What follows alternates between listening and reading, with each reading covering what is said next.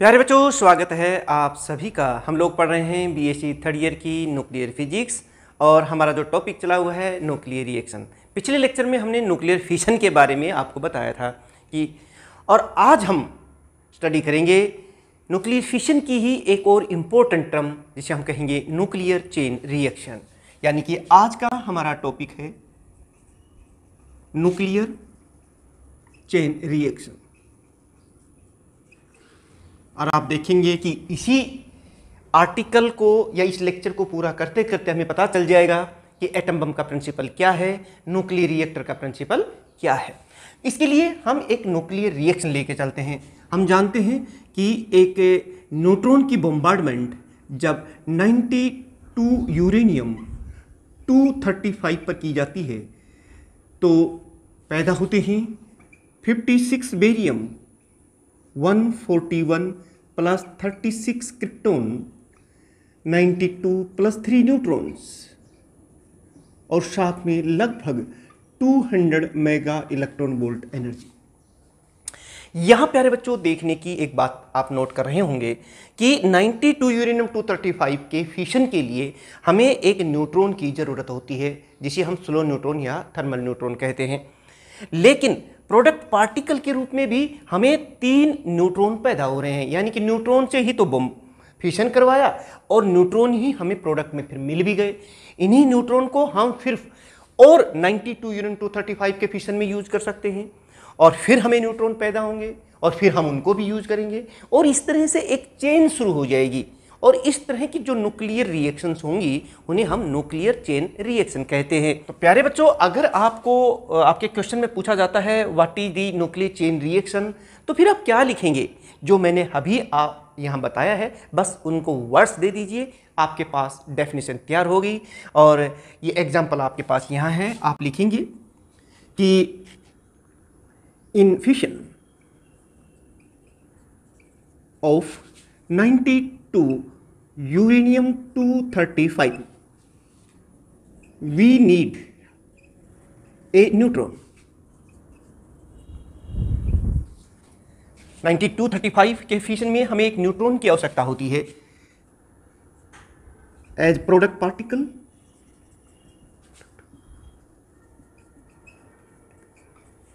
We get neutron. हमें neutron ही मिलते हैं। These neutrons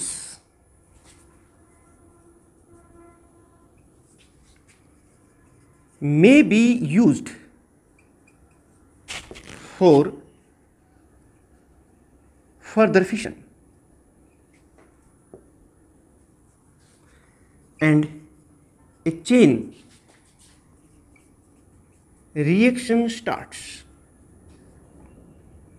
called nuclear chain reaction, जिसे हम क्या कहते हैं? Nuclear chain reaction. प्यारे बच्चों, न्यूक्लियर चेन रिएक्शन जो है 2 टाइप्स की होती है। यानी कि न्यूक्लियर चेन रिएक्शन को हम 2 कैटेगरी में रख सकते हैं, उनके यूज के आधार पर, उनके जो एनर्जी का प्रोडक्शन है उसके आधार पर, या फिर कहिए कि जिसमें अनकंट्रोल्ड वे से जो एनर्जी पैदा होती है तो उसे हम अनकंट्रोल्ड न्यूक्लियर चेन रिएक्शन कहते हैं। यानी कि जिसे हम फर्दर कंट्रोल कर ही नहीं सकते और वही तो आगे चल के एटम बम का प्रिंसिपल बनेगी। लेकिन अगर हम इसी रिएक्शन को कंट्रोल्ड वे में आगे प्रोसीड करें तो फिर जो एनर्जी पैदा होती है वो हमारे कंट्रोल में रहती है और जब चाहे हम उसको रोक सकते हैं। और वो बेसिक प्रिंसिपल किसका बन जाएगी? वो बन जाएगी न्यूक्लियर रिएक्टर का। चलिए हम लोग देख लेते हैं types of nuclear chain reaction. और इस तरह से प्यारे बच्चों आपको पता ही चल गया है कि nuclear chain reactions are of 2 types. कौन कौन सी है आप जरा बता दीजिए, तुरंत लिख भी दीजिए कमेंट्स में। ये 2 तरह की होती है। एक होती है uncontrolled nuclear reaction, uncontrolled chain reaction कह सकते हैं, और दूसरी है कंट्रोल्ड।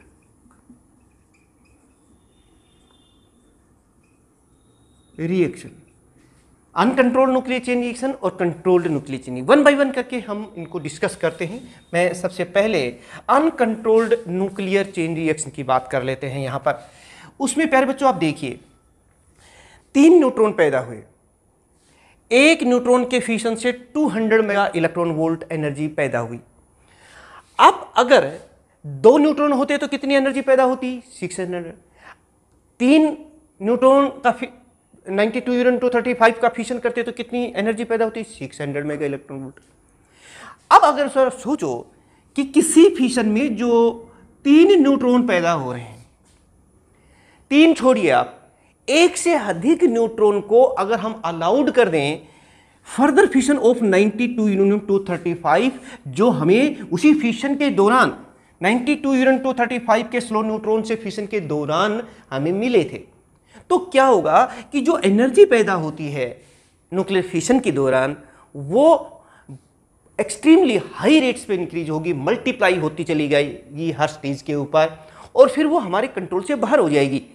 उसे हम अनकंट्रोल्ड न्यूक्लियर चेन रिएक्शन कहते हैं। यानी कि आप कह सकते हैं if more than 1 neutron is allowed for the further fission of 92 uranium 235 by the slow neutrons, then the energy produced goes on multiplying at every stage and becomes uncontrolled.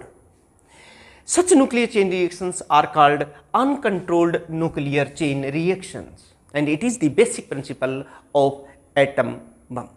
और इसमें आप देख रहे हैं जो अभी आगे चल के हम रिप्रोडक्शन फैक्टर, जिसको हम न्यूट्रॉन रिप्रोडक्शन फैक्टर कहते हैं, उसकी वैल्यू 1 से अधिक होती है। चलिए मैं लिख देता हूं क्योंकि पेपर में हमें लिखना होता है कि what is uncontrolled nuclear chain reactions. तो चलिए लिख देते हैं, if more than 1 neutron is allowed, उसको फिर हम एक डायग्राम के द्वारा भी समझने की कोशिश करेंगे, is allowed for the further fission,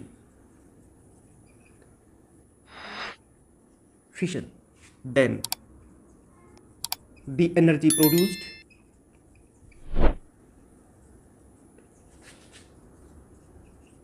goes on multiplying and becomes uncontrolled या बियॉन्ड कंट्रोल हो जाती है। Such nuclear chain reactions are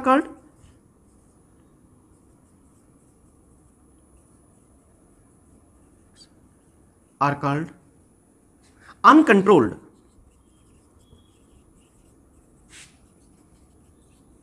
nuclear chain reaction. It is the basic principal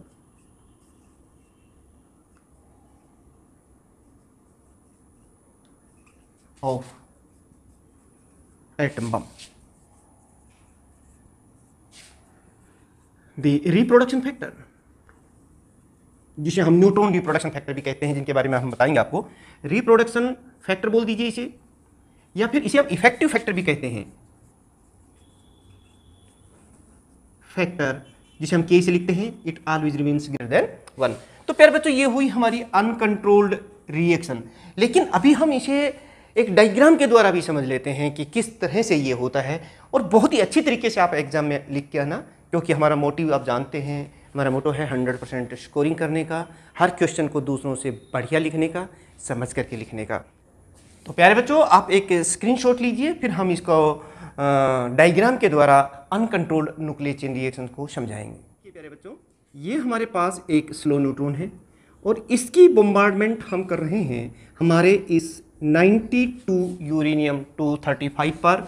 ये बम्बार्डमेंट हो गई, ये हमारा यूरेनियम है और ये न्यूट्रॉन है, और इसकी बम्बार्डमेंट हुआ क्या कि इसमें से हमें पैदा हुई एक बेरियम 56 बेरियम 41, इसको हम बेरियम से ही लिख देते हैं, और इसी में हमें पैदा हुआ एक क्रिप्टोन। ये देखिए प्यारे बच्चों, ये क्रिप्टोन पैदा हुआ, क्रिप्टोन न्यूक्लियस है ये, इसको हम क्रिप्टोन से कहते थे। ये देखिए 36 क्रिप्टोन 92, और साथ में पैदा हुए हैं 3 न्यूट्रॉन, 1 2 तीनों न्यूट्रॉन है 1 2 3, और इसी फिशन के दौरान हमें जो एनर्जी मिली है वो लगभग 200 मेगा इलेक्ट्रॉन वोल्ट एनर्जी मिली इस स्टेज पर। यानी कि एक 92 यूरेनियम 235 की स्लो न्यूट्रॉन के फिशन की वजह से।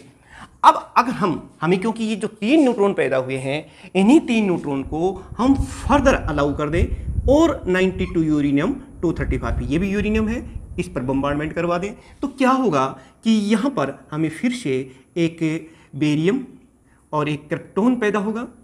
ये देखिए, ये क्रिप्टॉन पैदा हो गया है, साथ में 3 न्यूट्रॉन भी पैदा होंगे, 1, 2 और 3, और इसमें कितनी एनर्जी पैदा होगी, 200 मेगा इलेक्ट्रॉन वोल्ट। इसी की तरह ये न्यूट्रॉन भी फिर फर्दर फिशन करेगा किसके ऊपर, ये 92 यूरेनियम 235 पर। इसमें भी हमें पैदा होंगे बेरियम और क्रिप्टॉन, और साथ में 3 न्यूट्रॉन और 200 मेगा इलेक्ट्रॉन वोल्ट एनर्जी यहाँ इस फिशन में भी पैदा होगी। और ये न्यूट्रॉन अगर फर्दर फिर बम्बार्डमेंट इस यूरेनियम पर करेगा तो यहाँ पर भी हमें वही एक बेरियम पैदा होगा और एक क्रिप्टॉन पैदा होगा। ये देखिए क्रिप्टॉन, और साथ में 3 न्यूट्रॉन, ये न्यूट्रॉन हो गए 3। तो प्यारे बच्चों, बता सकते हैं कि यहाँ पर कितनी एनर्जी पैदा होगी। आप देख रहे हैं एक फिशन से 200 मेगा इलेक्ट्रॉन वोल्ट होती है, तो यहाँ कितने फिशन हो रहे हैं, 3। तो इस स्टेज पर हमें कितनी एनर्जी पैदा होने वाली है, 600 मेगा इलेक्ट्रॉन वोल्ट के लगभग, इसमें, ठीक है। अब फिर वही काम कि ये 3 न्यूट्रॉन यानी कि 9 न्यूट्रॉन पैदा हो रहे हैं। अगर हम इन 9 न्यूट्रॉन्स को फर्दर अलाउ कर दें और 92 यूरेनियम 235 पे फिशन के लिए, तो देखिए क्या होगा कि एक यूरेनियम हमारे पास ये है, ये देखिए ये है यूरेनियम, ये भी यूरेनियम है, ये न्यूट्रॉन है, ये बीच में बम्बार्डमेंट हो जाएगा, और इनमें भी आगे चल के वही बेरियम और क्रिप्टॉन पैदा होंगे और साथ में 3 न्यूट्रॉन पैदा हो जाएंगे। ये भी बेरियम और क्रिप्टॉन तो पैदा होंगे ही, साथ में 3 न्यूट्रॉन पैदा हो जाएंगे। यहाँ पर भी वही होगा, बेरियम और क्रिप्टॉन और साथ में 3 न्यूट्रॉन। ऐसे यहाँ पर होगा कि ये न्यूट्रॉन जो है ये यूरेनियम में पटे, तो एक तो बेरियम, एक क्रिप्टॉन और साथ में 3 न्यूट्रॉन। ये भी, ये तो यूरेनियम है ना, ये भी इस यूरेनियम पर जा टकराएगा और फिर पैदा कर देगा बेरियम, क्रिप्टॉन और 3 न्यूट्रॉन। यहाँ पर भी देखिए ये न्यूट्रॉन है, ये भी यूरेनियम, ये बेरियम, क्रिप्टॉन, ये बेरियम, ये क्रिप्टॉन और 3 न्यूट्रॉन। यहाँ पर देखेंगे तो ये भी यूरेनियम से जा टकराएगा और बेरियम और क्रिप्टॉन और साथ में 3 न्यूट्रॉन। ये भी बेरियम, क्रिप्टॉन, 3 न्यूट्रॉन। और यहाँ पर ये अगर हम इस यूरेनियम की बात, न्यूट्रॉन की बात करें तो ये इस यूरेनियम पर टकराएगा और यहाँ पर भी एक बेरियम, क्रिप्टॉन और 3 न्यूट्रॉन। प्यारे बच्चों देखिए यहाँ पर कितने 92 यूरेनियम 235 का फिशन हुआ, 1 2 3 4 5 6 7 8 9, यानी कि जो 9 न्यूट्रॉन्स पैदा हुए थे उन सब ने, और जो 92 यूरेनियम 235 थे उनका फिशन कर दिया, जिसकी वजह से बता सकते हैं यहाँ पर लगभग कितनी एनर्जी पैदा होगी। आप जानते हैं कि 9 है और 1 से कितनी एनर्जी मिलती है, 200, तो यहाँ पर लगभग 1800 मेगा इलेक्ट्रॉन वोल्ट एनर्जी पैदा हो जाएगी। और फिर ये जो न्यूट्रॉन पैदा हुए ना, ये फिर से फिशन हो जाएगा इनका, ये आगे और करेंगे, और इस तरह से आप देख रहे हैं एनर्जी मल्टीप्लाई होती जा रही है। 200 से 3 टाइम्स 600 होगी, 6 से 3 टाइम्स 1800, और ऐसे ही 1800 मेगा इलेक्ट्रॉन वोल्ट का फिर से यहाँ पर फिशन जब होगा अगली स्टेज में, तो ये 54 मेगा इलेक्ट्रॉन वोल्ट के करीब हो जाए, और इस तरह से जो एनर्जी है वो मल्टीप्लाई होती चली जाएगी। आप क्या देख रहे हैं यहाँ पर, आप सोच रहे हैं कि इसमें बहुत ज़्यादा समय लगना, ऐसा नहीं होता कि जैसे ही रिएक्शन स्टार्ट होती ना, तो फ्रैक्शंस ऑफ सेकंड्स के अंदर ये सब कुछ हो जाता है, और उसके बाद जब एक बार ये स्टेज हो जाती है तो फिर इसे कंट्रोल नहीं किया जाता। जैसे मान लो कोई भूसा है या वो कोई छप्पर है, कोई इस तरह की केमिकल्स हैं जिसमें आग एक बार लग जाती है, तो एक बार आग लग जाती है तो वो फैलती चली जाती है, फिर उसको कंट्रोल करना मुश्किल हो जाता है। वो तभी खत्म होगी जब पूरा जो मटेरियल है वो जल करके राख हो जाता है। ठीक वैसे ही ये रिएक्शन अब यहाँ से रुकने वाली नहीं है, ये तभी रुकेंगी जब हमारा 92 यूरेनियम 235 कम्प्लीटली यहाँ पर ख़त्म हो जाएगा। यानी कि आप कह सकते हैं कि ये अनकंट्रोल्ड हो चुकी है यहाँ पर, और यही है basic principle of atom bomb. Atom bomb में ऐसा ही होता है। तो प्यारे बच्चों, इस तरीके से आप एक स्क्रीनशॉट लीजिए, आपको ये पता चल गया है कि अनकंट्रोल्ड न्यूक्लियर चेन रिएक्शन क्या होती है, जिसमें हमने आपको बताया है कि if more than 1 neutron which is produced during the fission of 92 uranium 235 by the slow neutron is allowed for the further fissions, then the energy produced at every stage goes on multiplying and becomes uncontrolled. Such nuclear chain reactions are called uncontrolled nuclear chain reactions. तो यही तो चीज़ थी। तो आप एक screenshot लीजिए, फिर हम देखेंगे कि ये कंट्रोल्ड न्यूक्लियर चेन रिएक्शन क्या होती है। वहाँ पर हम लोग जानेंगे कि देखिए यहाँ पर 3 न्यूट्रॉन्स पैदा हुए हैं। अगर इन 3 न्यूट्रॉन्स में से हम 2 न्यूट्रॉन्स को लॉस्ट कर दें या उन्हें हम आगे फिशन के लिए अलाउ ना करें, बस एक ही न्यूट्रॉन फर्दर फिशन के लिए अलाउड करें, तो क्या हो जाएगा फिर? तो जो एनर्जी मिलेगी वो यहां पर भी 200 मिलेगी, यहां पर भी, यानी कि एक कांस्टेंट अमाउंट ऑफ एनर्जी जो है एट एवरी स्टेज जो है वो हमें लिबरेट होती रहेगी, पैदा होती रहेगी, और उसे हम कंस्ट्रक्टिव पर्पज में यूज कर सकते हैं। जैसे एटम बम जो होता है वो तो डिस्ट्रक्टिव पर्पज में यूज होता है, लेकिन जो कंट्रोल्ड न्यूक्लियर चेन रिएक्शन जो इलेक्ट्रिसिटी प्रोडक्शन वगैरह में न्यूक्लियर रिएक्टर्स में काम आती हैं वहाँ यूज होती है। तो चलिए आप स्क्रीनशॉट लीजिए और मैं कंट्रोल्ड न्यूक्लियर चेन रिएक्शन के बारे में आपको बताता हूँ। कंट्रोल्ड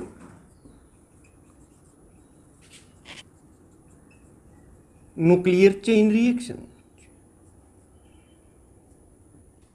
फिर जो हम लोग देखते हैं कि 92 यूरेनियम 235 का फिशन स्लो न्यूट्रॉन से हुआ, 3 न्यूट्रॉन पैदा हुए, साथ में बेरियम और क्रिप्टॉन, और 200 मेगावोल्ट एनर्जी पे पैदा हुई।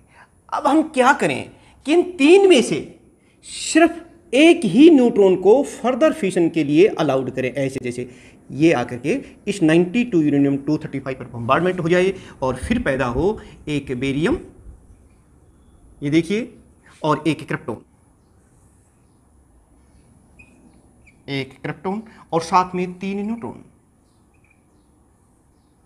ये न्यूट्रॉन, और एनर्जी जो पैदा होगी वो भी, क्योंकि एक ही फिशन हुआ है, 200 मेगा इलेक्ट्रॉन वोल्ट, और इन सिर्फ एक न्यूट्रॉन को ही फर्दर फिशन के लिए अलाउड किया, तो 200 mega electron volt energy milli.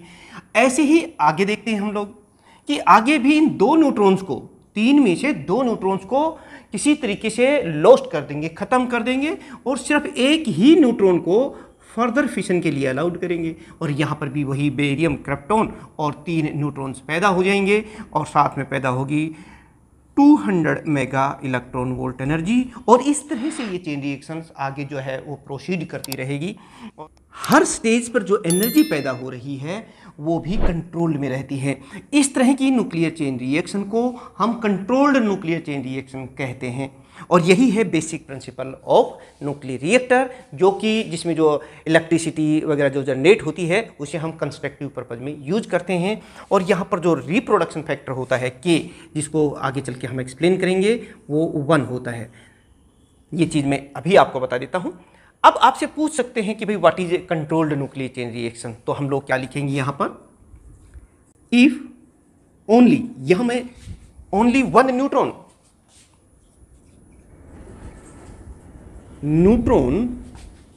Out of 3 पर फिशन, एक फिशन, जैसे यहां फिशन हुआ 3 न्यूट्रॉन पैदा हुए, सिर्फ एक न्यूट्रॉन की मैं बात कर रहा हूं, ओनली 1 न्यूट्रॉन पर fission is allowed for the further fission,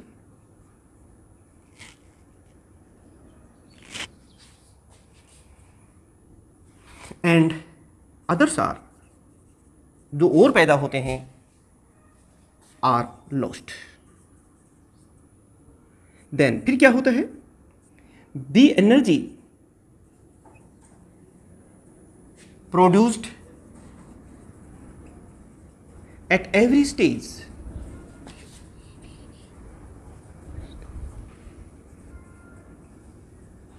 remain constant।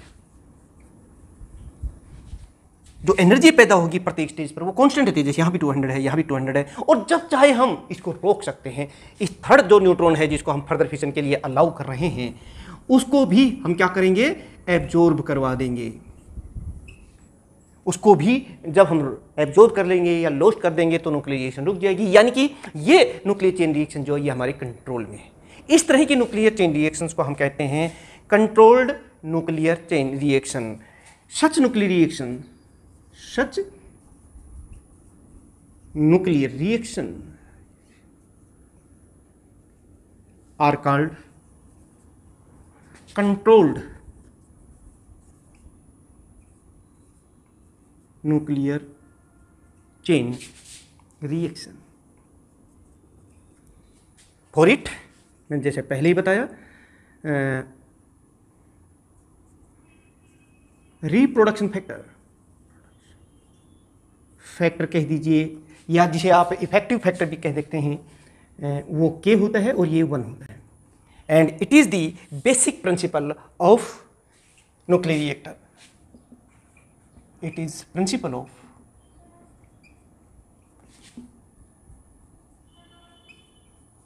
nuclear reactor,